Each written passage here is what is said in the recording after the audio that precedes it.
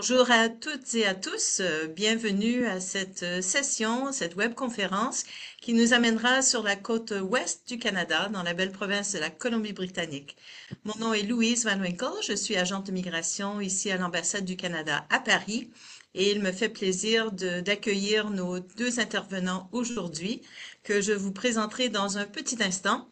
Je voudrais d'abord expliquer un petit peu le déroulé et la thématique de cette session. Donc aujourd'hui, on laisse de côté les programmes d'immigration, les démarches pour obtenir les permis de travail, la résidence permanente, et on se concentre vraiment sur une des destinations possibles au Canada, et plus particulièrement sur les communautés francophones dans la province de la Colombie-Britannique. Donc la thématique, c'est vraiment de rencontrer peut-être vos futurs voisins, de comprendre les opportunités d'emploi et peut-être d'entrepreneuriat également en Colombie-Britannique, en savoir plus sur les services qui sont disponibles en français, qui vont de l'éducation aux soins de santé à l'accompagnement des nouveaux arrivants. On va procéder à une présentation qui sera donnée par nos deux interlocuteurs. Et puis après, on va se garder du temps pour une période de questions et réponses. Donc, dès que des questions vous viennent à l'esprit, vous pouvez les écrire, pas dans le clavardage ou le chat, mais dans la partie Q et R que vous verrez à l'écran. Mes collègues feront une sélection des questions. On va se concentrer sur les questions les plus pertinentes pour la thématique d'aujourd'hui. Vous aurez d'autres occasions d'en apprendre plus sur d'autres parties du Canada, mais aussi sur les programmes. Je reviendrai à la fin aussi avec les prochains rendez-vous. Donc, sans plus tarder, je vais vous présenter Orly Moulanga. Elle travaille avec le réseau en immigration francophone de la Colombie-Britannique, plus spécifiquement comme coordonnatrice de projet. Et elle va vous parler, entre autres, d'un projet qui lui tient à cœur, celle des communautés francophones accueillantes et la CFA de Prince George, dans le nord de la province. Elle est accompagnée de Jean-Bruno Nkondi. Il est agent d'établissement, plus spécifiquement dans les services pré-départ. Donc, il vous en parlera plus des services qui sont offerts par le relais francophone en Colombie-Britannique et beaucoup de services qui viennent avec le statut de résident permanent. Donc, je vous passe la parole et je reviens vous rejoindre pour la période des questions. Merci Louise. Je commence par vous dire bonjour, bonjour à toutes et à tous. Et nous sommes très heureux aujourd'hui d'être là parmi vous. Pour commencer, j'aimerais d'abord remercier chaleureusement l'ambassade du Canada à Paris, ainsi que toute l'équipe de la FCFA de nous avoir donné l'opportunité de vous présenter la Colombie-Britannique, ainsi que sa communauté francophone. Donc, mon collègue et moi du relais allons donc vous emmener à la découverte de cette belle province. Notre objectif étant ici de partager un petit aperçu de la province, vous donner envie de visiter et pourquoi pas vous y installer. Euh,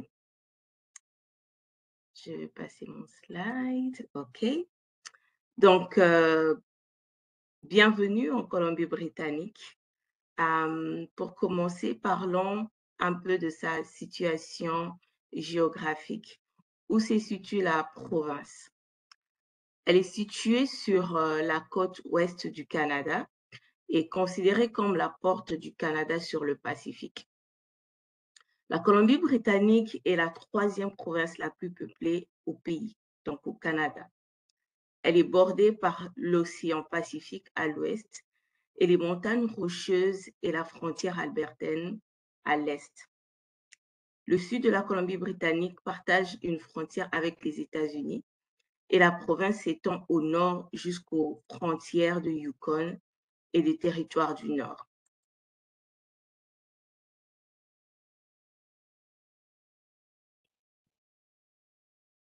Vous voyez, ça c'est la carte de la province de la Colombie-Britannique qui a une superficie de 944 735 km². Et c'est une province qui est peuplée avec une estimation de 5,2 millions d'habitants, une estimation qui a été faite en 2021. Et nous avons une proportion des francophones dans la province d'environ 1,4%. Et nous retrouvons les communautés francophones principalement dans les Grands Vancouver et dans la capitale Victoria et les autres villes de l'île de Vancouver, dans la vallée de Okanagan et dans le nord et nord-ouest de la province, comme Prince George, Prince Rupert et Kitimat, et voilà, et j'en passe. À propos de la province, les climats et températures, la Colombie-Britannique est une vaste province qu'il faut savoir, dont le climat est influencé tant par l'océan Pacifique que par les montagnes. En conséquence, les températures varient d'une région à l'autre. Les régions côtières, y compris Vancouver et Victoria, connaissent un climat tempéré tout au long de l'année avec des températures qui descendent rarement sous zéro en hiver, c'est ce qui est bien. Et les centres et l'intérieur de la province connaissent des étés plus chauds avec des températures qui peuvent dépasser 30 degrés Celsius en juillet. Enfin, le nord de la Colombie-Britannique connaît des hivers plus longs et plus froids avec des chutes abondantes de neige. La Colombie-Britannique compte 7 de 47 parcs nationaux que contient le Canada. La faune et la flore qu'il renferme, la diversité des attractions naturelles que l'on y découvre, l'écosystème qu'il préserve et le paysage qu'il nous offre font d'eux des joyaux de la nature sauvage dans toute sa splendeur. Et comme culture acadienne, il y a plusieurs festivals de la langue française qui ont lieu chaque année en Colombie-Britannique. Donc, vous découvrirez dans nos prochains slides encore mieux sur les différents festivals que nous offrons. Alors, je passerai la parole à Jean Bruno pour continuer avec la vie quotidienne en Colombie-Britannique. Merci beaucoup, Orly. Donc, pour continuer, c'est dire que vivre en Colombie-Britannique, c'est aussi c'est avoir un logement, et soit comme locataire, soit comme propriétaire. Les prix de location ici en Colombie-Britannique, effectivement, varient selon les zones. Je vais prendre le cas d'un appartement d'une chambre, par exemple, dans la cité de Surrey. Les prix varient entre 1200 et 1800. Puis au niveau de Vancouver, c'est entre 1500 et peut-être jusqu'à 5000, selon le lieu où vous trouvez. Cependant, vous pouvez trouver aussi ce qu'on appelle ici des basements, des souterrains, où les prix peuvent être beaucoup moins que ça. Vous pouvez les avoir autour de 900. Quant à l'achat de maisons, au niveau de Vancouver, du Grand Vancouver, les prix varient entre 5 000 et 19 300 par mètre carré. Prochaine diapo. Alors, vivre en Colombie-Britannique, comme j'ai dit, c'est non pas seulement avoir un logement, mais c'est aussi avoir un emploi. Au cours des 10 prochaines années, il y aura environ 1,4 million offres d'emploi à pourvoir. Et selon les prévisions de la province, 63% de ces nouveaux emplois seront dus au renouvellement de la main-d'œuvre, c'est-à-dire que des gens qui vont en retraite qui seront remplacés. Et 37% de ces nouveaux emplois seront dus à la croissance économique de la province. Alors, selon cette même prévision, 34% de ces postes disponibles seront comblés par l'immigration. Et donc, par vous, les futurs immigrants, la semaine ici de travail, comme presque partout au Canada, elle est de 35, la semaine moyenne de 35 heures. Et le salaire minimum ici en Colombie-Britannique, il est de 15,65 $ par heure. ce qui donne une estimation pour l'année 2020, en fait, ce qui a été pour l'année 2020 comme revenu moyen ici en Colombie-Britannique de 59 108 $. Le taux de chômage, il est bas, il est à 4,5. En tout cas, généralement, souvent, il est toujours le plus bas du Canada. Les secteurs qui vont recruter et qui recrutent et qui vont recruter, c'est dans la santé, la technologie, la construction et les transports, les services administratifs, les services sociaux et la restauration. Donc, il est prévu qu'au cours de la prochaine décennie, malgré les prévisions de l'immigration, la demande des travailleurs devait toujours dépasser l'offre. Donc, il y a un gap de 8% à peu près que la province devra chercher quelque part.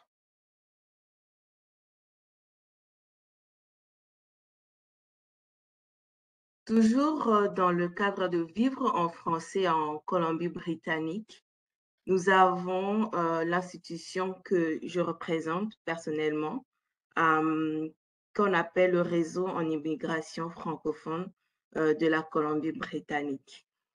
C'est quoi le réseau en immigration francophone de la Colombie-Britannique? Donc, elle est au cœur de la communauté francophone. Le réseau en immigration francophone est une table de concertation qui est financée par le ministère fédéral de l'immigration, IRCC, qui a pour mission d'accroître la capacité d'accueil, d'intégration et de rétention de la communauté francophone en situation minoritaire en Colombie-Britannique. Donc, nous rassemblons nos membres, d'où le membre qui m'accompagne aujourd'hui, mon collègue du relais Jean Bruno, pour favoriser une concertation communautaire. Nous les accompagnons donc à bâtir un environnement accueillant et chaleureux pour l'intégration et l'inclusion des immigrants francophones. Donc, telle est notre mission. Donc, je vais passer la parole aussi à mon collègue pour vous parler de ce que l'institution qu'il représente fait comme travail. Merci.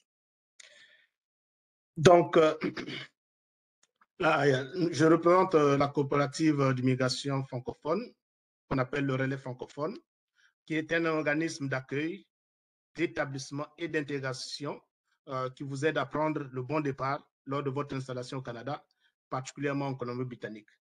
Nos services donc vous accompagnent tout au long de votre installation pour préparer votre venue dès que vous êtes sélectionné pour la résidence permanente au Canada. Donc ça, c'est ce que nous appelons les services pré-départ ou avant arrivée, et aussi pour vous accueillir à votre arrivée, vous orienter selon vos besoins, pour vous aider à trouver aussi un logement et un emploi. Donc, il y a un accompagnement.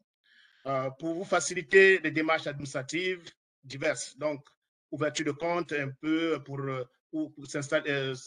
s'inscrire pour l'assurance maladie et toutes ces choses, et surtout pour vous connecter à la communauté francophone, mais aussi à la communauté de la Colombie-Britannique en général. Et tout cela se fait gratuitement et en français. Donc, comme vous pouvez le savoir, nos programmes sont financés par IRCC, Immigration, Réfugiés, Citoyenneté Canada, donc le gouvernement fédéral, et aussi par le gouvernement provincial.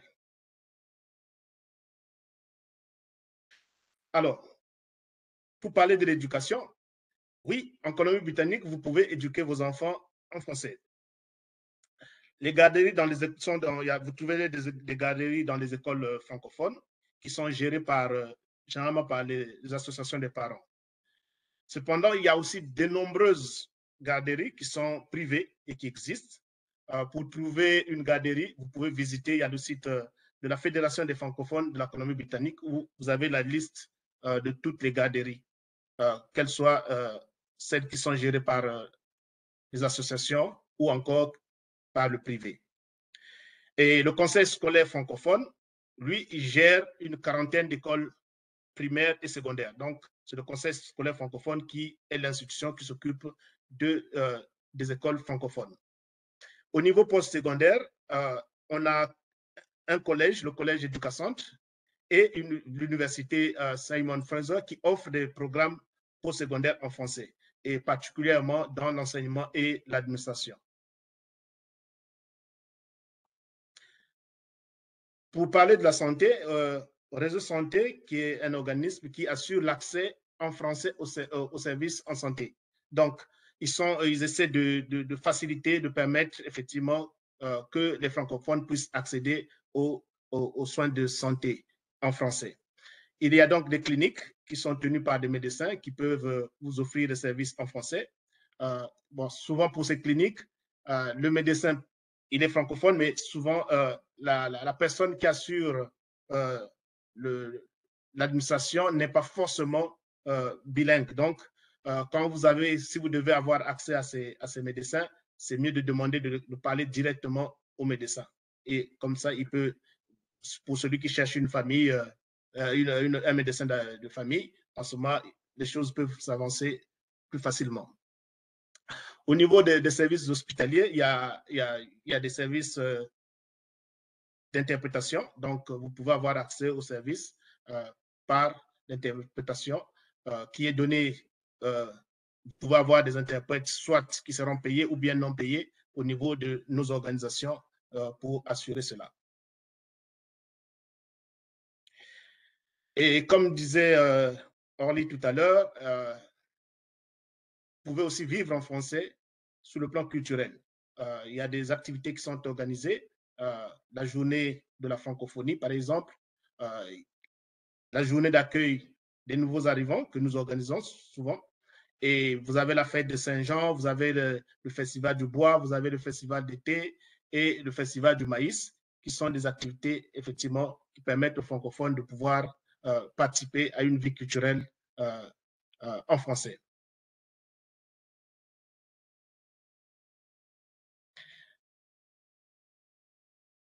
Alors,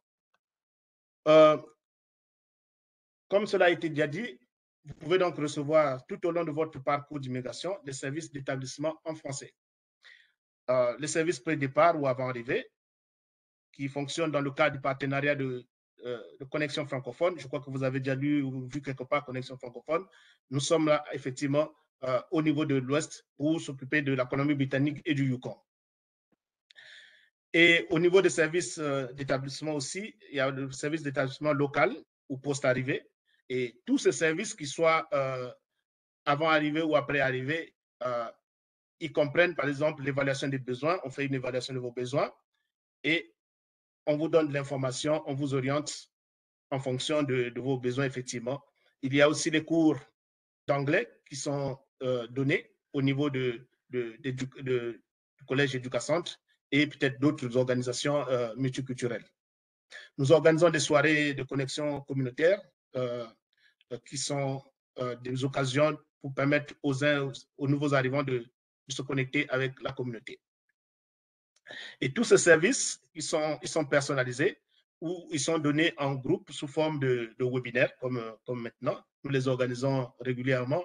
Le mois qui vient de s'écouler, on a eu 3 webinaires, par exemple, sur les opportunités en Colombie-Britannique, comment réussir son installation en Colombie-Britannique et comment effectivement préparer son intégration au marché du travail de la Colombie-Britannique.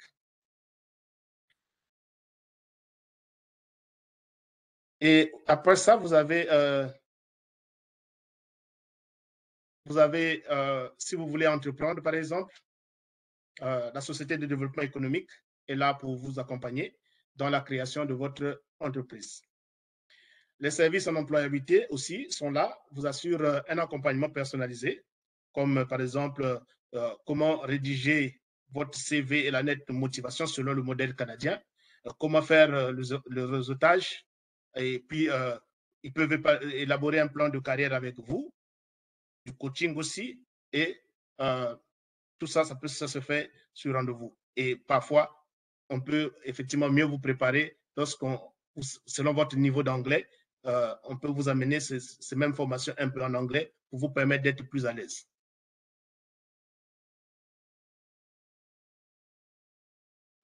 Nous avons aussi ce qu'on appelle la communauté francophone accueillante de Prince George.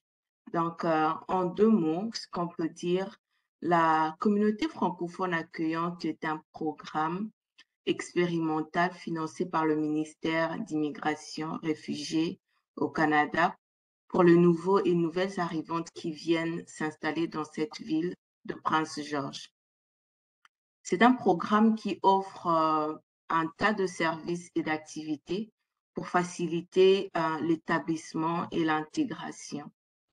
Et Prince George avait été désigné il y a quelques années par les membres du réseau en immigration et le gouvernement fédéral pour mettre en œuvre ces programmes. Alors, pourquoi s'installer à Prince George?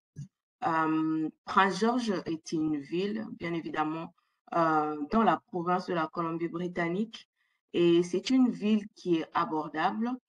Le coût de la vie est moins élevé et vraiment abordable, comme on le dit, et les opportunités d'emploi sont variées.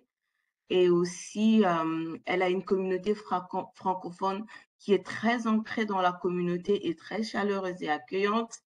Et on a aussi, c'est quand le Cercle de Canadiens français de Prince George qui organise de nombreuses activités socioculturelles et éducatives pour la communauté.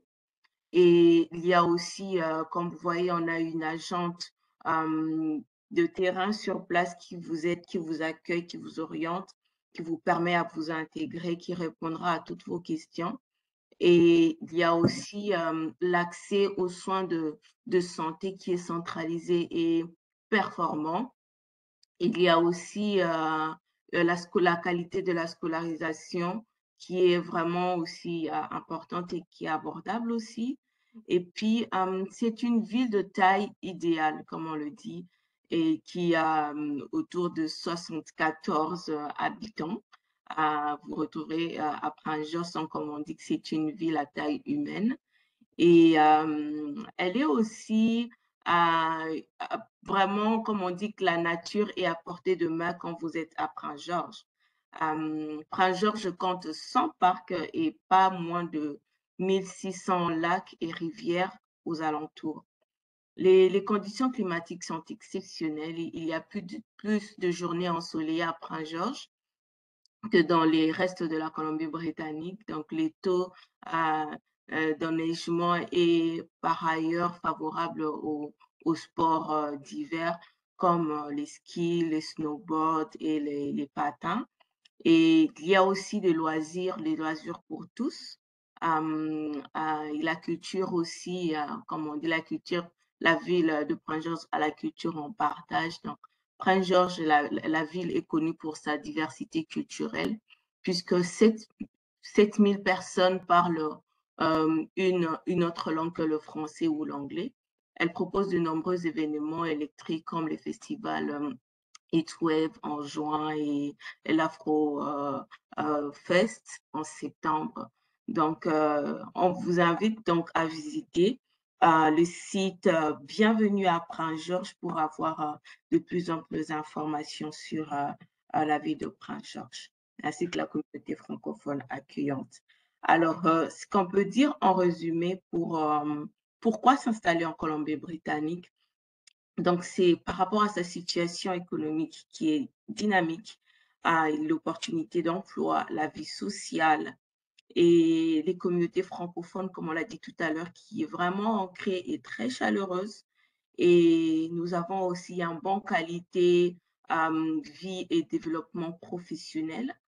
Et puis, il y a la diversité du paysage, comme on dit, la Colombie-Britannique est une province verte et qui est vraiment proche de la nature et son climat qui est un climat exceptionnel.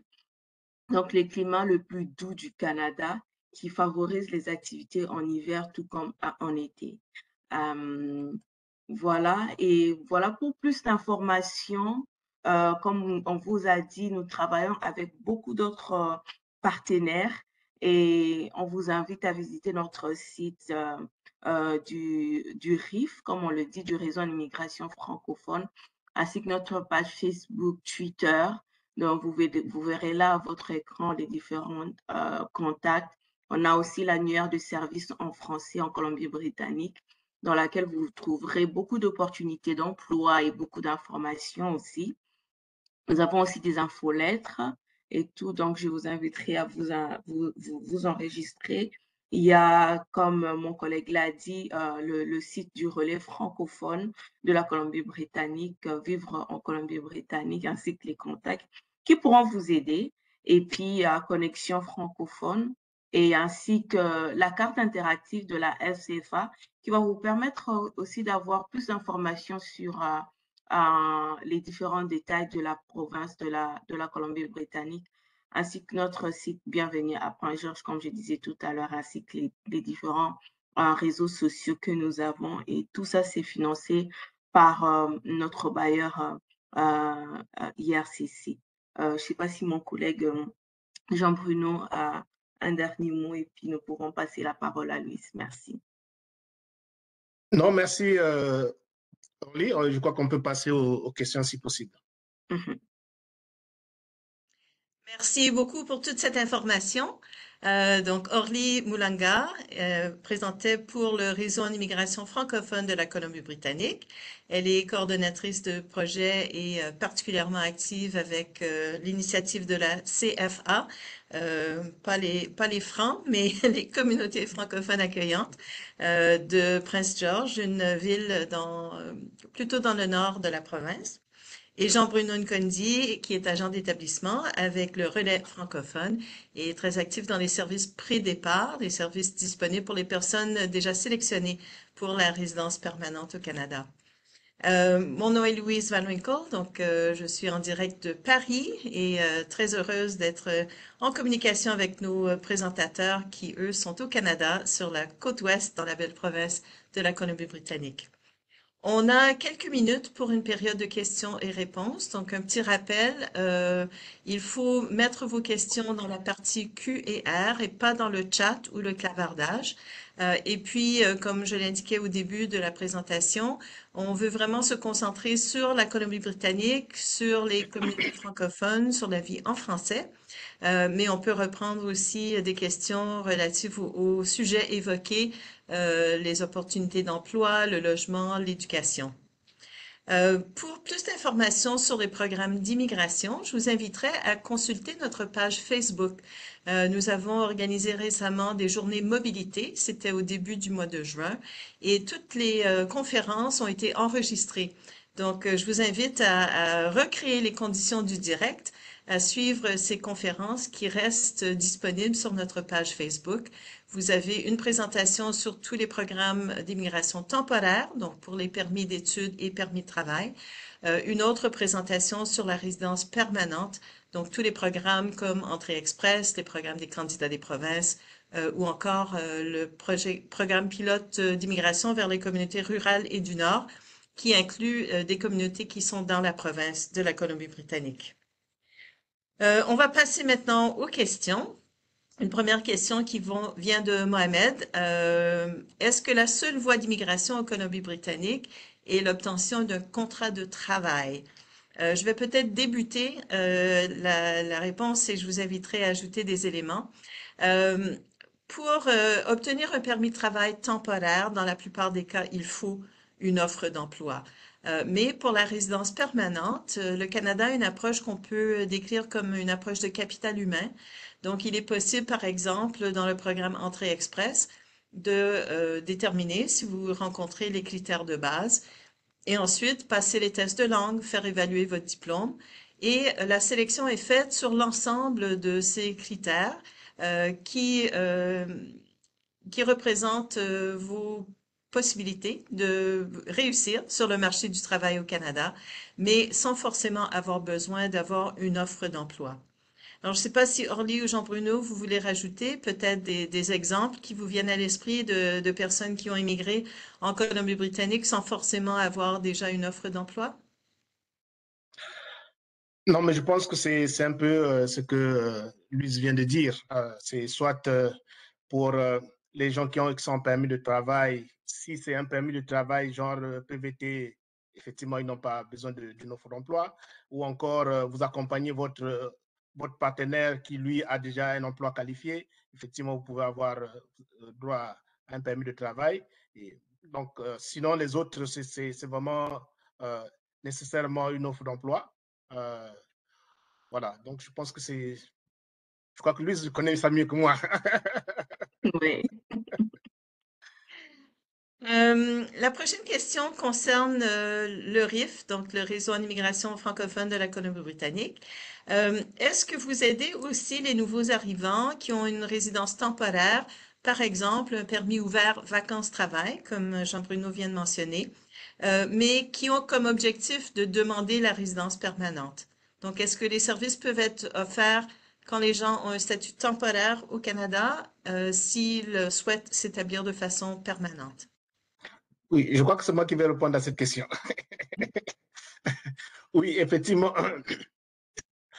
Donc, je disais que nous sommes financés par le gouvernement fédéral et le gouvernement provincial. Dans le programme de financement du gouvernement provincial, effectivement, c'est ce programme qui nous permet de servir les personnes qui sont en temporaire, c'est-à-dire et les citoyens naturalisés. Donc, ce que nous disons, les personnes qui ne sont pas éligibles au programme de l'ISCC. Et effectivement, nous donnons l'information sur la transition de la résidence temporaire à la résidence permanente. Nous organisons en collaboration avec ISCC, en collaboration avec la province, des formations, des ateliers, ou en fait des webinaires pour leur expliquer les démarches pour la transition. Une question qui est reliée, un autre cas de figure, quelqu'un qui serait en Colombie-Britannique avec un permis de travail sous le volet mobilité francophone et qui souhaiterait devenir résident permanent. Donc la réponse serait la même, hein, c'est ça? C'est la même. Et encore en mobilité, c'est plus facile parce qu'en fait, je veux dire que c'est plus facile parce que généralement, pour être en mobilité, il faut que l'emploi soit qualifié. Et quand votre emploi est qualifié, après une année, 12 mois, en fait, 12 mois de travail, vous êtes éligible pour la résidence permanente. Donc, vous pouvez maintenant procéder à l'entrée express et aux autres programmes. Très bien.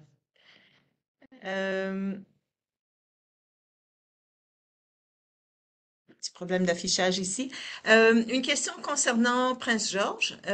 Safwan aimerait savoir s'il a des opportunités dans les TI à Prince George. Opportunités d'emploi dans les TI, dans les technologies de l'information. Oui, il y a beaucoup d'opportunités, comme on l'a mentionné tout à l'heure, à Prince George.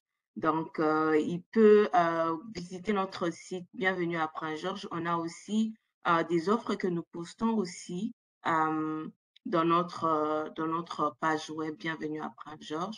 Donc, je dirais que oui. Il y a toutes les informations, il y a des opportunités d'emploi. Donc, voilà. Bonne chance à ceux qui sont intéressés. Ouais.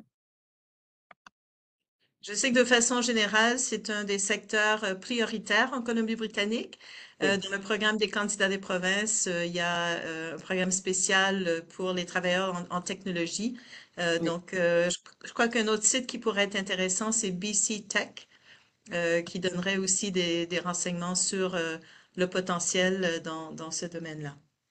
Mhm.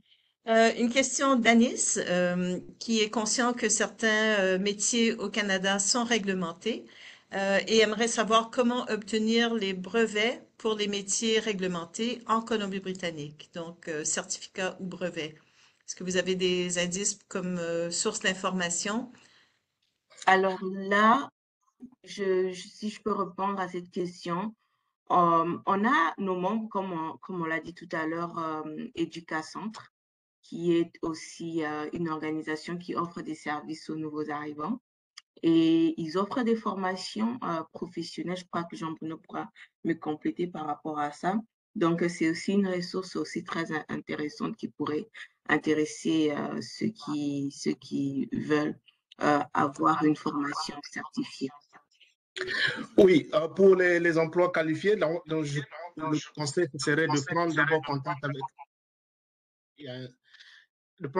avec, l'ordre, donc l'organisme de régulation, et après avoir, parce que souvent il y a vous faites pour l'immigration, des gens font l'évaluation, mais c'est surtout, ça c'est l'évaluation en fait, du diplôme. Mais avec eux, vous pouvez aller plus loin en faisant l'évaluation de vos acquis. On tient compte de votre expérience et tout ça. Et c'est après qu'ils vous disent quels sont les cours que vous pouvez prendre. Donc, en fonction des cours, et vous pouvez voir maintenant quelle est l'institution qui donne le cours dont vous avez besoin, si effectivement il y a nécessité de... Donc, je crois que c'est vraiment la démarche. Il faut la commencer avec... je conseillerais que ça soit commencé avec l'ordre. Peut-être pour ajouter à ça, parce qu'il y a tellement de métiers, de professions différentes et donc différents ordres professionnels, je vous encouragerais à consulter le portail Guichet Emploi. C'est vraiment le portail de l'emploi du gouvernement du Canada. Vous avez un certain nombre d'offres d'emploi à tout moment, mais vous avez aussi des outils pour regarder les perspectives d'emploi, les salaires pratiqués et quand il s'agit d'une profession réglementée. Faites une recherche par le nom de la profession et votre destination, donc Colombie-Britannique, et il y aura un renvoi vers le site de l'ordre pour votre profession. Et je peux ajouter à cela, ici, en Colombie-Britannique, quand vous venez comme résident permanent, il y a des programmes qui vous permettent de repartir dans votre, en fait, qui vous guident dans votre carrière. Et ce sont en fait des programmes d'insertion, je peux dire d'insertion professionnelle, qui sont, ça peut être, qui sont donnés par les organismes d'établissement, Back in Motion, et eux aussi, ils vous accompagnent s'il y a un cours que l'ordre demande à refaire. Ils peuvent effectivement, ce programme-là peut payer votre cours pour vous permettre de, si vous êtes comptable ou je ne sais pas quoi, peut payer ce cours-là pour vous permettre de retrouver votre domaine. Il y a généralement le niveau d'anglais qui est exigé pour ces programmes, c'est un niveau minimum de 6. Donc, c'est un niveau intermédiaire, en fait. De très bonnes informations, merci. Mhm. Message de la part d'Ahmed qui déjà vous remercie pour ces informations que nous ne trouvons pas forcément en surface sur Internet, du moins sans avoir les points de repère que vous nous avez donnés. Il aimerait savoir s'il y a Cap-Prince-Georges où on peut trouver une communauté francophone assez riche et bien établie, ou s'il y en a ailleurs en Colombie-Britannique. Et il aimerait également avoir quelques chiffres spécifiques à cette ville. Donc, si vous avez plus de précisions sur Prince-Georges, une idée des loyers, des domaines qui recrutent, des différentes opportunités. Oui, effectivement, on a 13 communautés francophones en Colombie-Britannique. Et oui, il y a d'autres communautés francophones accueillantes dans d'autres provinces. Et moi, je suis dans Prince-Georges. Donc, je parle de la part de Prince-Georges. Et effectivement, il y a beaucoup d'opportunités d'emploi. Je ne sais pas si je peux donner des chiffres bien précis. Je vous inviterai à pouvoir consulter notre site. Peut-être qu'on n'aura pas le temps. On a aussi des sessions que l'on organise aussi spéciales Prince-Georges. Donc, peut-être qu'on pourra parler en profondeur avec beaucoup de chiffres et s'étaler un peu plus sur les opportunités. Mais tout ce qui est information en termes d'emploi, en termes de vie à Prince-Georges, toutes ces informations sont dans le site qu'on venait de citer tout à l'heure. Bienvenue à Prince-Georges. Vous trouverez, selon vos besoins, selon votre recherche, les différentes informations sur la ville. Les coûts de la vie est moins élevé, donc on peut retrouver, la dernière fois, j'étais à Prince-Georges, vous verrez un appartement d'une chambre ou 2 chambres qui va autour de 600 $ à 1500 $. Donc, voilà, c'est un peu moins par rapport à Vancouver, par exemple. Et je voudrais ajouter, c'est généralement un site en anglais, mais si vous allez plus bas, en bas de la page, il y a la possibilité de traduction, de choisir la langue. C'est vrai que ce n'est pas toujours parfait, mais au moins vous pouvez avoir au moins une idée de l'information qui est donnée. Donc, WorkBC, OCA. W-O-R-K-B-C. Très bien. Il y a Olivier qui s'intéresse à une autre région. Il écrit: Merci pour votre présentation. Quelle est la facilité relative à s'installer dans la région de l'Okanagan? La facilité relative. Ou si vous avez des renseignements sur la région de l'Okanagan, la vallée de l'Okanagan? Oui, bon, il y a la vallée de l'Okanagan. Vous avez Kelowna là-bas. Je crois que c'est un peu comme toutes les provinces en Colombie-Britannique. C'est vrai qu'il faut aller regarder dans les détails ce que vous voulez parce que ça dépend de votre projet d'immigration. Je dis souvent aux gens, c'est votre projet d'immigration qui doit déterminer votre lieu d'installation. Si effectivement, pourquoi vous immigrez? Est-ce que vous immigrez pour développer votre carrière? En ce moment-là, la priorité sera où vous avez plus de chances de trouver un emploi dans votre carrière. Mais si c'est, bon, je vais immigrer peut-être pour la famille, pour être dans un milieu, une autre culture. Donc, il y a vraiment beaucoup de critères. Je crois que c'est vraiment plus un cas au cas par cas, en fait.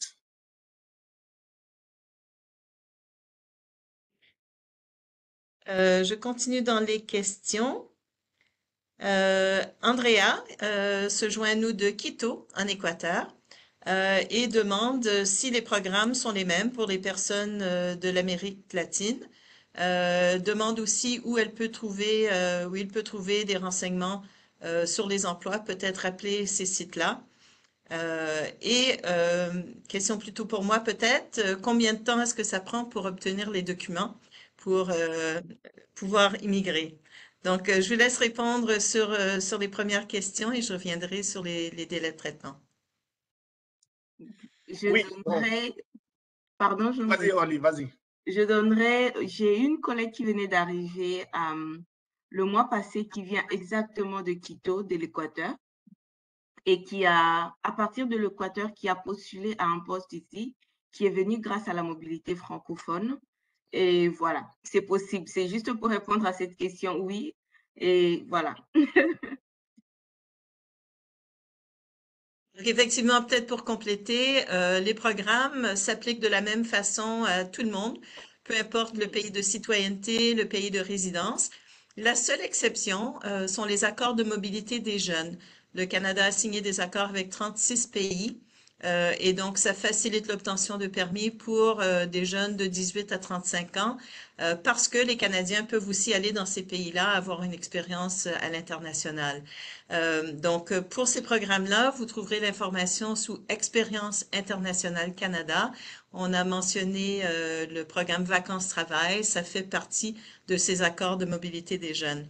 Mais mis à part ces programmes-là, les critères sont pareils où que vous soyez au monde. Et pour le volet mobilité francophone, eh bien, comme le nom l'indique, c'est basé sur les compétences en français, peu importe comment vous l'avez appris ou à quel âge vous l'avez appris, du moment où le français est votre langue d'usage et que vous avez un niveau au moins intermédiaire avancé, et bien sûr une offre d'emploi qualifiée au Canada. Encore une fois, pour plus de précisions sur les différents programmes, je vous invite à consulter notre page Facebook et à visionner les enregistrements des conférences qu'on a fait il y a quelques semaines pendant les journées mobilité. On demande s'il y a un réseau d'employeurs au Canada, un site web où on peut trouver des employeurs qui sont prêts à embaucher des personnes qui ne sont pas déjà au Canada. Donc la fameuse question, cette fois de la part de Mohamed, comment trouver un emploi au Canada si on n'y est pas déjà? Ouais. Bon, je crois que, je ne sais pas si je peux me permettre, mais je crois que lui, avec toute son équipe, organise des sessions ou des conférences avec Destination Canada. Et là viennent certains employeurs donc, qui sont effectivement plus enclins à la recherche à l'étranger. Je pense que c'est un peu cette liste qui serait la plus appropriée pour les emplois des gens qui ne sont pas encore au Canada.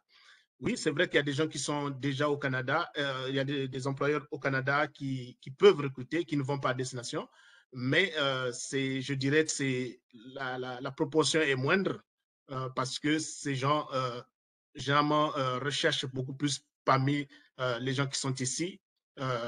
Et s'ils ne vont pas à destination du Canada, peut-être parce que, bon, ils ne trouvent pas, la demande n'est pas grande chez eux, et donc ils savent qu'en cherchant ici au Canada, ils peuvent trouver. Donc je pense que c'est plus la liste au niveau de Destination Canada qui serait plus ouverte à recruter de l'extérieur. Alors, merci Jean-Bruno. Ça me donne l'occasion justement d'annoncer quelques dates. Donc, Destination Canada Forum Mobilité, c'est notre événement phare. On est en train de préparer la 18e édition. Les deux dernières étaient 100% en ligne, donc des éditions virtuelles. Ça nous fait plaisir d'annoncer qu'on revient au présentiel, mais on garde quand même les avantages des événements en ligne. Donc, ce serait ce qu'on appelle maintenant une version hybride. Ça se passera du 17 au 19 novembre à Paris, les 22 et 23 novembre à Rabat, au Maroc, pour la première fois, et ensuite du 28 au 30 novembre en ligne. Donc, les inscriptions vont ouvrir autour du 19 septembre. Et si vous êtes intéressé à participer, vous pourrez indiquer si vous souhaitez participer à Paris, à Rabat ou en ligne. C'est l'occasion effectivement de rencontrer des représentants des différentes provinces et territoires, de plus en plus de villes, de municipalités qui participent, aussi des membres des réseaux en immigration francophone ou du REDE Canada, le réseau de développement économique et d'employabilité, et donc avoir de bonnes pistes vers la recherche d'emploi dans les différentes parties du Canada. Et d'autres nouveautés, en début 2023, on va organiser 2 salons en ligne, mais des salons vraiment de recrutement, des salons d'emploi. Le premier sera pour le secteur des technologies de l'information. Ça sera à la fin janvier. Et début mars, une autre sur hôtellerie, restauration et tourisme. Donc, pour avoir tous les renseignements, je t'invite à nous suivre ou continuer à nous suivre sur les réseaux sociaux. DestCan pour Destination Canada. Et aussi, si ce n'est pas déjà fait, de vous abonner à notre infolettre. J'aurais dû mentionner aussi que vous allez recevoir dans les prochains jours un petit message de suivi à tous ceux qui sont inscrits pour cette webconférence. Il y aura une copie de la présentation et quelques renseignements utiles, donc y compris comment vous abonner à notre infolettre. Peut-être pendant qu'on est dans notre page publicitaire, je vais continuer en mentionnant nos 2 prochaines webconférences. Donc, le 18 juillet, on va parler du programme pilote d'immigration dans les communautés rurales et du Nord, et plus précisément avec comme destination la ville de Thunder Bay, dans le nord de l'Ontario. Et puis le 24 août, on fera une webconférence sur Entrée Express. Vous avez peut-être lu que les rondes d'invitation pour les candidats qui sont à l'extérieur du Canada reprennent demain, le 6 juillet. Donc, si vous êtes dans le bassin Entrée Express, n'oubliez pas de consulter vos messages fréquemment. Et si vous n'êtes pas encore dans le bassin, eh bien, on va vous renseigner le 24 août sur comment préparer votre profil et comment fonctionne ce programme. On va revenir, on a le temps pour 2 ou 3 questions encore. Beaucoup de questions sur des domaines spécifiques, donc je vais vous inviter, Jean-Bruno et Orly, à donner quelques pistes si vous en avez. On demande, par exemple, pour l'enseignement, on demande aussi comment trouver des emplois dans les métiers de l'audiovisuel et le cinéma. Là, je sais que ce sont des domaines très importants pour la... Oui, je vais commencer avec l'enseignement. L'enseignement, comme on l'a dit, c'est un domaine réglementé. Et donc, il faut voir avec l'ordre, avec ce qu'on appelle des tuteurs branch. Et donc, avec eux, avant c'était une association, bon, donc c'est pour ça qu'un peu, c'était une association. Maintenant, c'est plus le gouvernement qui le gère directement. Et donc, vous pouvez voir avec eux. effectivement, la demande en emploi des enseignants, elle est grande. Elle est grande au niveau du conseil scolaire francophone, mais surtout pour ceux qui parlent, pour les enseignants en français dans les écoles d'immersion et aussi dans les écoles du système anglophone. Mais il y a aussi des écoles ou des institutions indépendantes qui ont aussi un besoin d'enseignants. Donc, en fait, au niveau de l'enseignement, il y a la demande. Maintenant, c'est vrai qu'il y a la procédure, il faut suivre la procédure pour effectivement être certifié et pouvoir enseigner. Je voyais qu'on demandait au primaire ou au secondaire. C'est sûr que ça peut vous demander de reprendre un petit cours. Et ici, par exemple, en français, selon votre niveau d'anglais, vous pouvez prendre votre cours soit à UBC ou encore à SFU. Celui de SFU, il est en français, mais une connaissance de l'anglais quand même nécessaire. Donc, je pense que c'est simple la procédure et c'est un programme selon votre niveau. Est-ce que vous avez, si vous avez une licence ou vous avez une maîtrise, si vous voulez aller enseigner au primaire ou au secondaire, et tout ça, ça va déterminer la durée de votre formation. Mais généralement, c'est 12 mois de formation. Donc, il y a aussi dans la petite enfance les garderies et tout ça, et les écoles primaires. Il y a aussi une demande qui est assez croissante aussi à ces niveaux-là, et des formations aussi qui sont offertes aussi par des institutions aussi bien spécifiées. Ouais. Et vous pourrez aussi aller aussi visiter, il y a le site aussi de la Fédération de parents de la Colombie-Britannique, ainsi que le service SFU aussi, qui peut aussi donner des informations aussi par rapport à l'enseignement. Et ouais.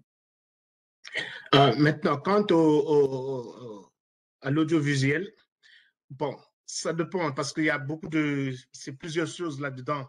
Je sais qu'il y a des emplois là-bas qui sont des emplois saisonniers.